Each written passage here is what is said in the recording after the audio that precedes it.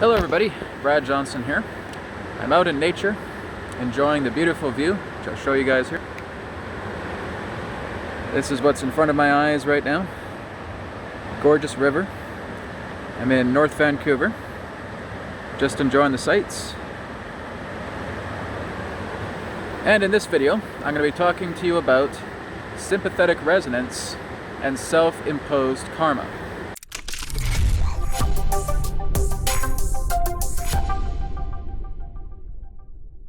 Now, when we are looking into the idea of sympathetic resonance, we're actually understanding the truth about our own world. Well, what do I mean by that? A lot of people get hooked up and attached to the idea of karma. And when you look at karma, even when you look at its Sanskrit meaning, it relates to action, right? So, when people feel like they have made the wrong choices in life, when they feel like they are going through a state of punishment, or they feel like they are just being handed these cards of fate that they feel they are unwilling to change, then you're getting hung up in the bait of the karmic illusion, self-imposed karma. That's not the way. The idea is that as soon as you come into this world, you are a clean slate. As a baby, you absorb everything. You're a sponge. So therefore, you come into this world with complete and total innocence. Innocence does not have either lack nor love. It is simply neutral. When you come into this world, you must accumulate the idea of lack or love. And the way of accumulating either lack or love is based upon sympathetic resonance. It all comes down to the analogy of having two tuning forks connected to a wooden box. When you have these two tuning forks connected to a wooden box, and you have a little hammer, and you strike one of those tuning forks, that tuning fork's resonance is now going to vibrate through that entire wooden box, and the other tuning fork that is in similar frequency is going to vibrate in resonance. Sympathetic resonance, sympathetic frequency. That's what this is all about. There is no heredity. There is no aspect in regards to karma being some type of absolute law. There's nothing in regards to you feeling that you're punished because you feel like you have arranged some type of negatively oriented karmic action within yourself. That is nothing more than a belief. Karma is always self-imposed. It is a relative law. It is not absolute. So when you look at the nature of sympathetic resonance, that's how everything pertaining to who we are truly is. The way that we look, the way our bodies appear in that way, is all part of sympathetic resonance. Right? If you have blonde hair or dark hair, if you have green eyes, brown eyes, blue eyes, right? Whatever your pigmentation is, it's all based upon states of sympathetic resonance. There is no such thing as heredity. We have absorbed that into the younger years of our life, and it becomes embedded into our mind. Which means that a person who has been able to free themselves of that attachment to the sympathetic resonance relating to family association can actually look completely different from their parents altogether, from their grandparents and their great-grandparents. This is something that some have already been able to discover. You may notice that you may see people who, again, they introduce you to their parents, but they look absolutely nothing like their parents whatsoever. They have different complexions. Their hair may be different, right? Even just the way that they act and behave doesn't feel like there's any associated resonance relating to their family. And that is a person who has been able to transcend the illusion of heredity, who has been able to realize that their karma is just that of relativity. It's not something that is absolute. So we get caught up into the karmic law. Of course, there is karma, but as I said, it relates to actions, right? It is your actions that relates to karma. When we are young, when we are newborn, when we're infants, when we're toddlers, all the way up to 7 years, the first 7 years of our life is crucial, because that is where we start to embed everything into ourselves that we would consider to be identity. When we start moving past the 7-year mark, up into adolescence, into teenager years, into adult years, that cementedness of what we experience within the first 7 years becomes the appropriate form of, I guess you could say, cemented degrees of resonance. So we have a cemented, solidified resonance that comes through ourselves once we are within those first 7 years of our life. It's not until you reach a state of adulthood, or close to adulthood, maybe young adults, maybe even late teenage years, that you're able to start working together with the state of discernment. A lot of the younger children on this planet now, even in their teenage years, are starting to become a lot more discerning. That's very promising. The generations ahead are going to be very, very mature, even in their teenage years. So that's wonderful. The whole idea in that sense is that we get hooked on misinformation pertaining to the nature of heredity.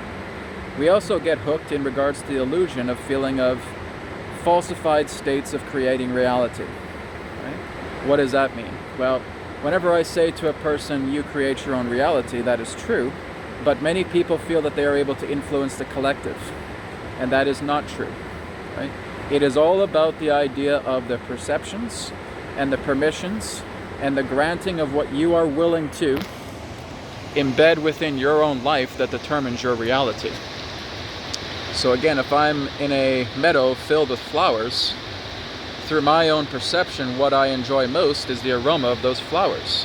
Through another person's perception, what they enjoy the most is the color of those flowers.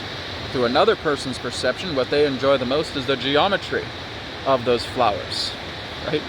So the idea of self-reality creation is again based upon the state of sympathetic resonance. It doesn't mean that you're going to take those field of flowers and change them from red to blue. It's not about that.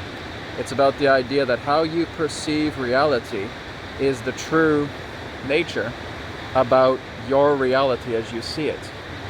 So it is always going to be based upon sympathetic resonance. What we sympathize together with, what we are able to connect with on a resonant level, is going to be the nature of how we perceive reality. Just like you see the green moss behind me here, well, if I was going to look into the idea of creating my own reality, where I feel that I could turn that moss purple, right, that's not the idea. Of course, in very deeper meditative stage, you probably could do that, but that's not really the point. It's the idea that we are all sharing a space. It's the idea that we are all sharing this world. But through this stage that we are on, it is the sympathetic resonance that is truly going to determine the reality that you prefer. So just like that tuning fork that struck, and there's that wooden box, and the other tuning fork is vibrating in resonance, this is what we are attempting to understand with the nature of karma. If we understand that we are no longer a part of that resonant frequency pertaining to previous actions, we have the ability to fundamentally change it entirely. So you may feel that you have lived a life that was horrifying. You may have had a lot of harsh people in your life. You may have had a job that was torturous. You may have hardly been able to make any money whatsoever. Every single aspect of that can be changed.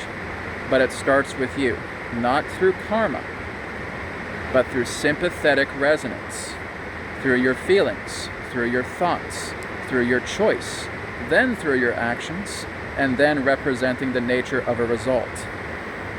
The 5 acts of manifestation, which begins with the very essence of sympathetic resonance, manifested in the degree of feeling, of thought, of choice, of then action or karma, and then leading into the nature of result.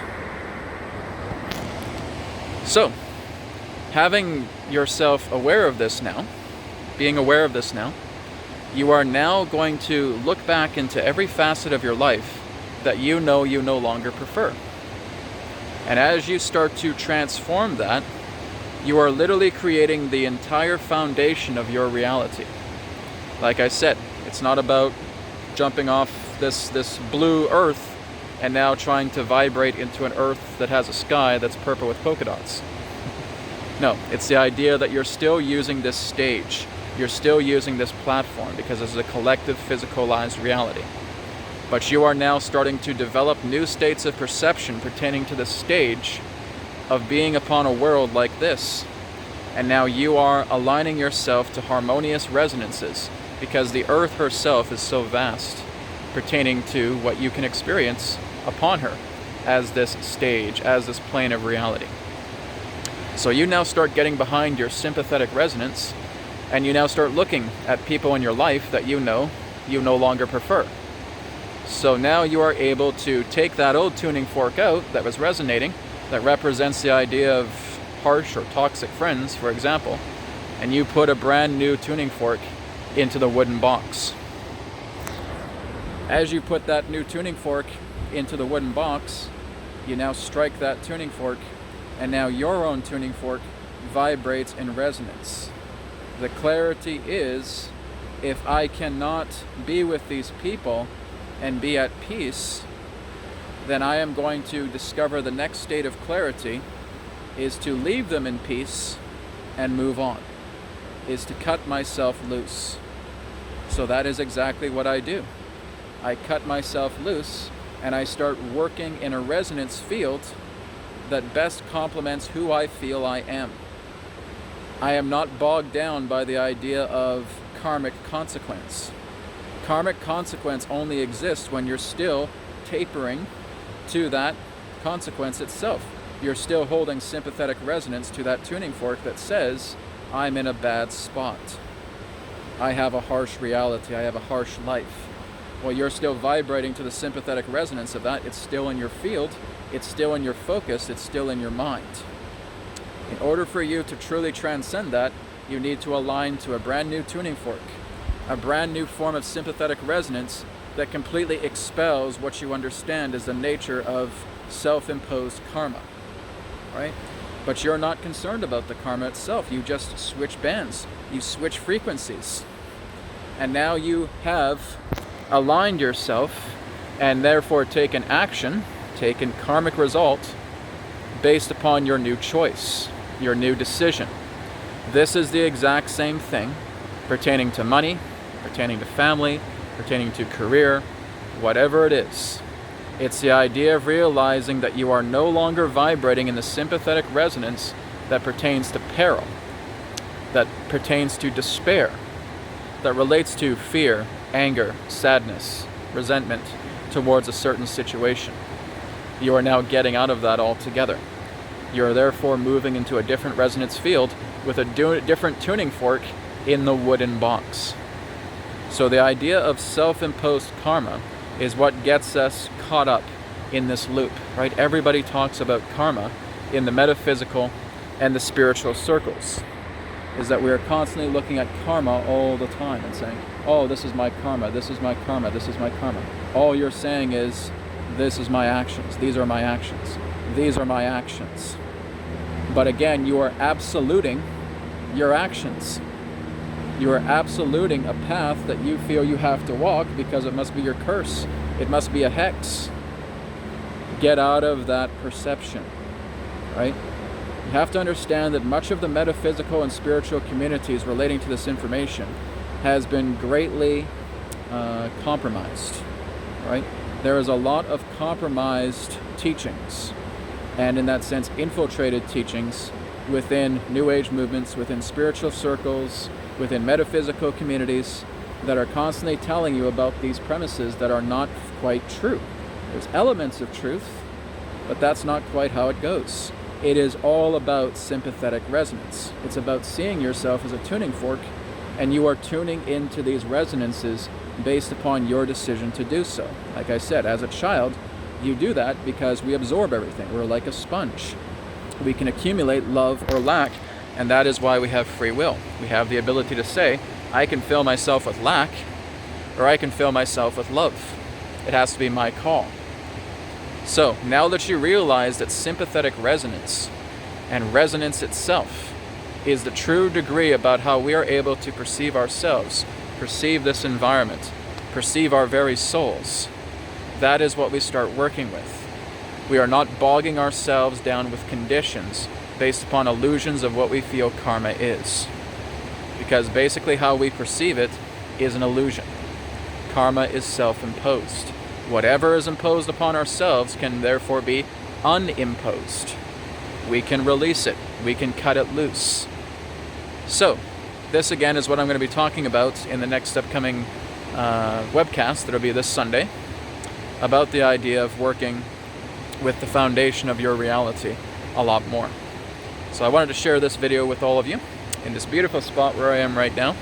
Thought it was the perfect opportunity, the perfect moment to turn on the camera and share this information in paradise. So, again, thank you so much for tuning into this video, and I'll speak to you again in another perspective of the now. Take care. Thank you very much for checking out my channel. Below you'll see my links to social media, Instagram, Facebook, and Twitter. You can also go to healingcodecards.com, pick up your own Healing Code Cards body deck, and of course check out my website at newearthteachings.com. Thank you once again, and I'll see you in the next video.